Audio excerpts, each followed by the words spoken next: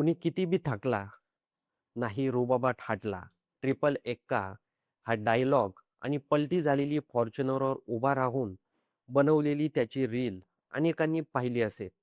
लाखो फॉलोअर्स असलेला आणि सोशल मीडियावर स्वतःची वेगळी ओळख निर्माण करणारा प्रतीक शिंदे आज एका गंभीर गुन्ह्यामुळे चर्चेत आला आहे. एका यूट्यूबवर आणि रील स्टारच्या कथित अपहरण करून तब्बल 12 तास कारमध्ये डांबून मारहाण केल्याच्या आरोपाखाली त्याला अटक करण्यात आली आहे. आता या संपूर्ण प्रकरणात नेमकं काय घडलं? पोलिसांनी कोणती कारवाई केली आणि न्यायालयाने काय निर्णय दिला? हे आपण सविस्तर जाणून घेऊया. प्रतीक शिंदे हा सोशल मीडियावर रील्स बनवणारा कंटेंट क्रिएटर म्हणून ओळखला जातो. त्याचबरोबर तो सुकून चहा या ब्रँडशी संबंधित असल्याचंही सांगितलं जात आहे. त्याच्या रीलना लाखो व्ह्यूज मिळत असल्यामुळे त्याची सोशल मीडियावर मोठी लोकप्रियता आहे.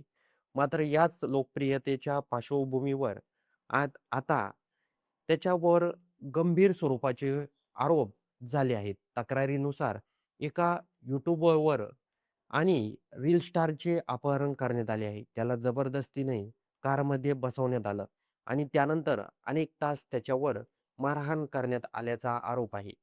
या मारहाणीचा व्हिडिओही सोशल मीडियावर व्हायरल झाल्याचं सांगितलं जात आहे.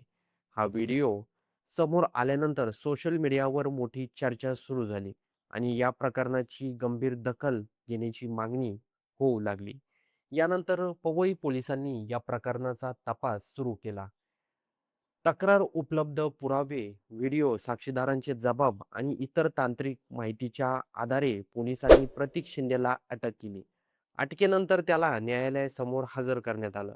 सुरुवातीला न्यायालयाने पोलिसांना तपासासाठी पोलीस कोठडी मंजूर केली. या काळात पोलिसांनी त्यांची चौकशी करून अनेक मुद्द्यांची पडताळणी केली.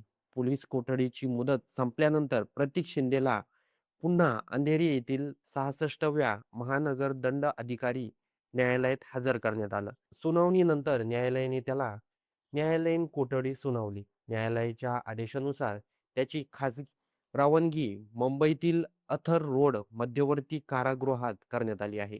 सध्या पवई पोलीस या संपूर्ण प्रकरणाचा अधिक तपास करत आहेत.